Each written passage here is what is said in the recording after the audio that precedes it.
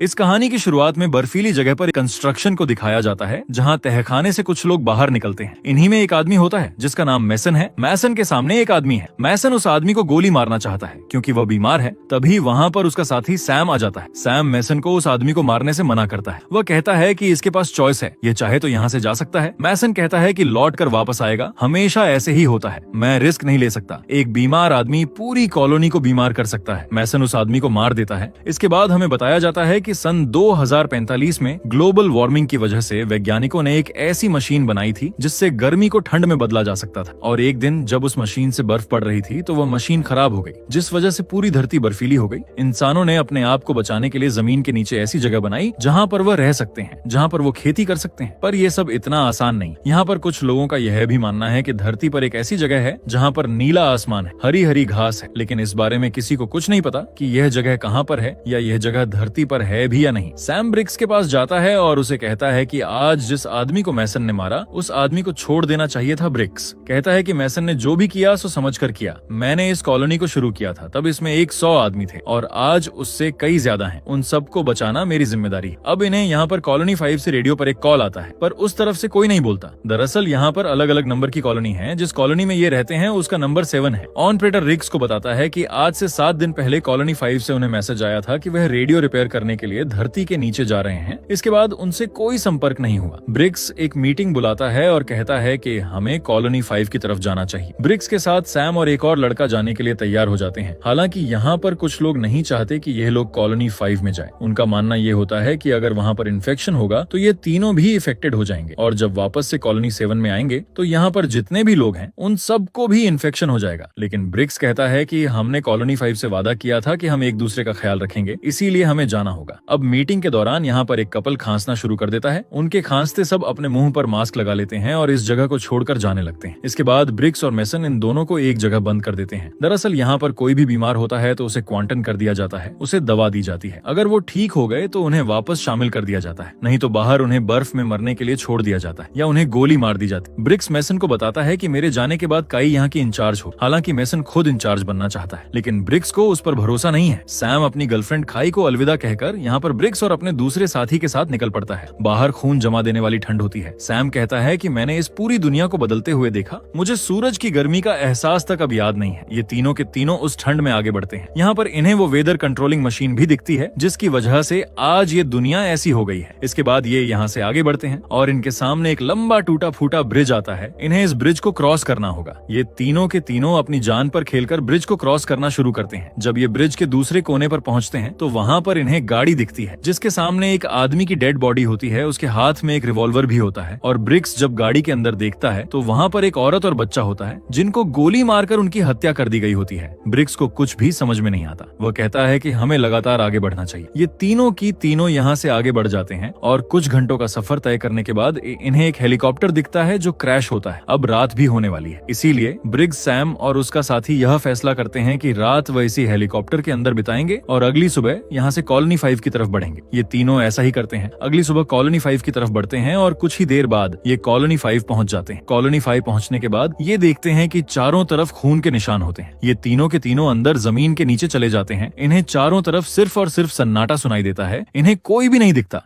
ये धीरे धीरे आगे बढ़ना शुरू करते हैं। इसके बाद ये एक लॉक दरवाजे को खोलकर उसके अंदर जाते हैं जहाँ पर इन्हें एक आदमी दिखता है जो बुरी तरह से डरा हुआ होता है। वो इन्हें देखकर कहता है कि मुझे मत मारना। ब्रिक्स कहता है कि हम तुम्हें नहीं मारेंगे, हम कॉलोनी 7 से आए हैं। वो आदमी कहता है दरवाजा बंद करो। इसके बाद ये दरवाजा बंद कर देते हैं। ये आदमी भूखा और प्यासा होता है। ब्रिक्स उसे पीने के लिए पानी और खाना खाने के लिए देता है। ब्रिक्स उससे पूछता है कि क्या हुआ। वो बताता है कि हमने एक एंटीना लगाया था जिससे हमें एक मैसेज मिला और इसके बाद ये मैसेज वो इन्हें सुनाता है जिसमें एक आदमी बताता है कि हमने वेदर कंट्रोल मशीन को ठीक कर दिया है, यानी कि अब ठंड को रिवर्स किया जा सकता है। बादलों को 3 मील पीछे हटा दिया गया है। हम इन्हें और भी पीछे हटा सकते हैं। अब हमारे पास मिट्टी और धूप है लेकिन हमारे पास बीज नहीं है। अगर कोई इस मैसेज को सुन रहा है तो जल्द से जल्द हम तक बीज लेकर पहुंचे। इसके बाद वो आदमी अपनी लोकेशन बताता है। अब ब्रिक्स के सामने जो आदमी होता है वो बताता है कि हमने एक टीम को उन लोगों को खोजने के लिए भेजा था लेकिन वहाँ पर उन्हें कोई भी नहीं मिला, पर उन लोगों को किसी ने खोज लिया जिन्होंने हमारी टीम का यहाँ तक पीछा किया। अब भी वो लोग यहाँ पर है। ब्रिक्स कहता है कि यहाँ पर कोई नहीं है, तुम हमारे साथ हमारी कॉलोनी 7 में चलो, वहाँ तुम सुरक्षित रहोगे। पर यह आदमी यहाँ से कहीं भी नहीं जाना चाहता। वो ब्रिक्स को कहता है कि मैं यहीं इस कमरे में रहूंगा। इसके बाद इन्हें कुछ टकराने की आवाज आती है। वो आदमी इन तीनों को धकेल कर बाहर निकाल देता है और अंदर से दरवाजा बंद कर देता है। ब्रिक्स को जहाँ से आवाज आई होती है, अब वह अपने दोनों साथियों के साथ उस तरफ बढ़ना शुरू कर देता है। कुछ आगे बढ़ने के बाद इन्हें वहाँ पर इंसान दिखाई देते हैं, पर ये इंसान नहीं है बल्कि ये नरभक्षी है। वो इन तीनों को देख लेते हैं। हालांकि यह तीनों उन पर गोलियां भी चलाते हैं, पर उनकी तादाद बहुत ज्यादा होती है, इसीलिए इन तीनों को यहाँ से भागना पड़ता है। वह नरभक्षी इनका पीछा करते हैं। ये डायनामाइट ब्लास्ट करके उन नरभक्षियों का रास्ता रोकने की कोशिश करते हैं, पर ब्रिक्स और सैम से, जो उनका तीसरा साथी होता है, वह अलग हो जाता है। उस पर नरभक्षी हमला कर देते हैं और उसे मार देते हैं। ब्रिक्स को और सैम को अकेले यहाँ से आगे बढ़ना पड़ता है। वो दोनों सीढ़ियों से ऊपर जाते हैं। नरभक्षी अभी भी उनका पीछा कर रहे होते हैं। वो लोहे की उस सीढ़ी को नीचे गिरा देते हैं, पर फिर भी कुछ नरभक्षी ऊपर चढ़ जाते हैं, जिन्हें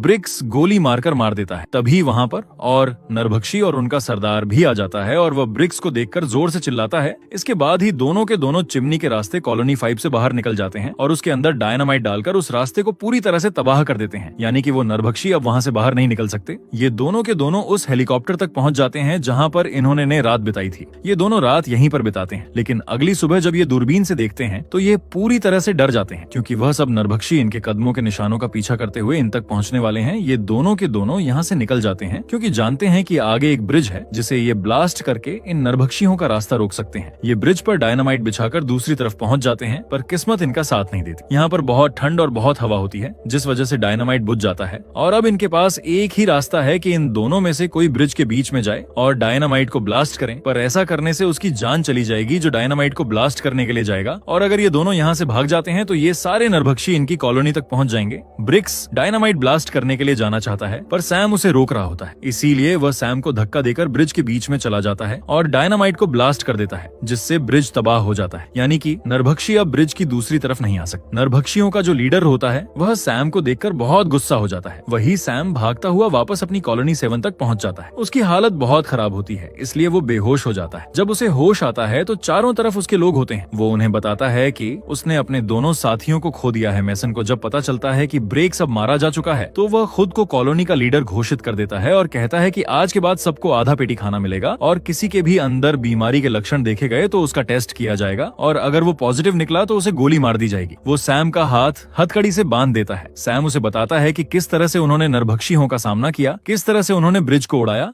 लेकिन अभी भी उसे शक है कि वो नरभक्षी यहाँ तक पहुंच सकते हैं। साथ ही वो यहाँ पर सब लोगों को उस जगह के बारे में, उन लोगों के बारे में बताता है जिन्होंने वेदर कंट्रोलिंग मशीन को ठीक कर दिया है। जहाँ पर ठंड नहीं है, जहाँ पर धरती है, उन लोगों को बीज चाहिए। पर मैसन उसकी बात पर विश्वास नहीं करता। वह सबको बताता है कि इतने लंबे सफर और ठंड की वजह से इसे इल्यूजन्स हुए हैं। यहाँ से सबके सब चले जाते हैं। तभी सैम के पास एक बच्चा आता है और वह उसे उसकी हथकड़ी की चाबी देता है। सैम अपने आप को छुड़ाकर सीधा उस जगह जाता है जहाँ पर मैसन ने उसकी गर्लफ्रेंड काई को बंदी बनाकर रखा होता है। वो काई को भी आजाद कर देता है। इसके बाद अभी कंप्यूटर पर उसे वो लोकेशन दिखाता है जिस लोकेशन के बारे में उसे कॉलोनी 5 में पता चला था, जहाँ पर वेदर कंट्रोलिंग मशीन पूरी तरह से ठीक है। कंप्यूटर में देखते हैं कि वह जगह गर्म है, वहाँ पर बर्फ नहीं है और ना ही आसमान में बादल है। अब इन दोनों को पक्का यकीन हो चुका है कि वह खबर पूरी तरह से सस्त थी। सैम इसके बाद उस रूम में जाता है जहाँ पर बीज रखे हुए। वो बहुत सारे बीज अपने बैग में रख लेता है और जब वह अपनी गर्लफ्रेंड काई के साथ बाहर निकल रहा होता है तभी मैसन अपने आप आदमियों के साथ आ जाता है। सैम उसे समझाने की कोशिश करता है पर वह उसकी बात नहीं मानता। इससे पहले कि मैसन कुछ करता, यहाँ पर सायरन बज जाता है और जब ये स्क्रीन पर देखते हैं तो इन्हें पता चलता है कि सैम सच कह रहा था। वो सभी नरभक्षी यहाँ बाहर पहुंच चुके होते हैं और बहुत जल्द वो कॉलोनी के अंदर पहुंच जाएंगे। मैसन सैम को छोड़ देता है, हालांकि उसे अब भी ये लगता है कि ये सब सैम की गलती है। उसकी वजह से नरभक्षी यहाँ तक पहुंचे हैं। नरभक्षी अब अंदर पहुंच जाते हैं और कॉलोनी में बहुत सारे लोगों को मार देते हैं। एक नरभक्षी मैसन के ऊपर हमला करता है, पर इससे पहले कि वह उसे मारता, सैम पीछे से आकर उस नरभक्षी से मैसन को बचा लेता है। इसके बाद मैसन और कुछ लोग एक कमरे के अंदर पहुंच जाते हैं और अंदर से दरवाजा बंद कर लेते हैं। बाहर सैम और उसकी गर्लफ्रेंड काई होते हैं। वो दोनों बाहर से दरवाजे को नॉक करते हैं पर मैसन दरवाजा नहीं खोलना चाहता। यहाँ पर ब्रिक्स की बेटी भी होती है। वो मैसन के ऊपर बंदूक के पिछले हिस्से से वार करती, जिससे वो गिर जाता है। इसके बाद वो दरवाजा खोल देती है और सैम और उसकी गर्लफ्रेंड काई भी अंदर आ जाते हैं। पर सबके सब यहाँ पर फंस चुके हैं क्योंकि बाहर बहुत सारे नरभक्षी हैं जो कुछ ही देर बाद दरवाजा तोड़ देंगे। सैम कहता है कि हमारे पास एक रास्ता है। वो वेंट का ढक्कन खोलता है। वो कहता है कि यहाँ से हम ऊपर तक पहुंच सकते सकते हैं। हालांकि मैसन उन्हें ऐसा करने से मना करता है, पर सैम और उसके सभी साथी ये तय करते हैं कि वो वेंट से ऊपर जाएंगे। मैसन बहुत ज्यादा जख्मी है, इसीलिए वो उनके साथ नहीं जा सकता। सैम जाने से पहले उसे अपनी रिवॉल्वर देता है और कहता कि दुश्मनी भूल जाओ, हर एक गोली बहुत कीमती है। सैम यहाँ से निकल जाता है और कुछ ही पलों बाद नरभक्षी दरवाजा तोड़ देते हैं।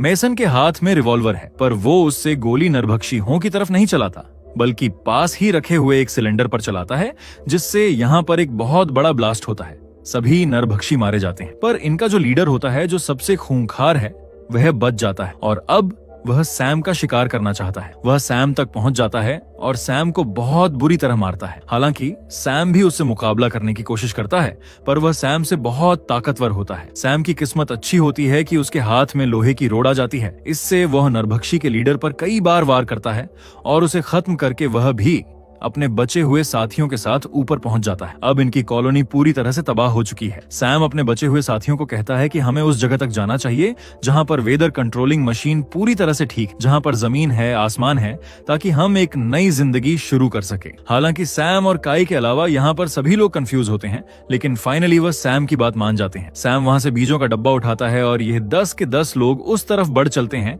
जहां पर यह एक बार फिर से पहले की तरह नॉर्मल जिंदगी जी सकते हैं। लेकिन इनका सफर इतना आसान नहीं होगा। इसी के साथ ये कहानी यहाँ पर खत्म हो जाती है। इस कहानी के अंत को देखकर ये लगता है कि अंत में किसी भी तरह से ये सब के सब उस जगह तक पहुंच जाएं, क्योंकि इनके पास उस जगह की सही लोकेशन है, सर्वाइवल के लिए चीजें हैं, साथ ही बीज भी हैं और इन लोगों को ऐसी जगह पर, यानी कि बर्फीली जगह पर रहने की आदत भी है। तो यह थी कहानी फिल्म द कॉलोनी की। ये मूवी ईयर 2013 में रिलीज हुई थी IMDb पर। इसकी रेटिंग है 5.3। उम्मीद करते हैं कि यह कहानी आपको पसंद आई होगी।